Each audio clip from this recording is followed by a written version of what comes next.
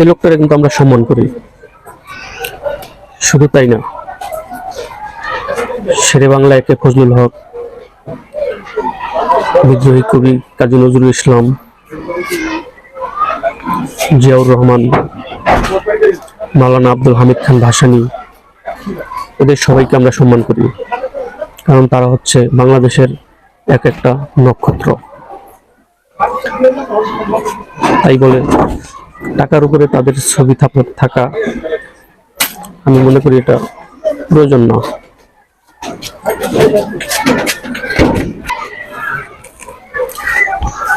যদি টাকার উপরে ছবি থাকতেই হয়, তাহলে আমি মনে করি সাধারণ জনগণের ছবি থাকা দরকার, কারণ সব ক্ষমতার উৎস হচ্ছে জনগণ। জনগণের ট্যাক্সের টাকায়, ভ্যাটের টাকায় দেশ চলে।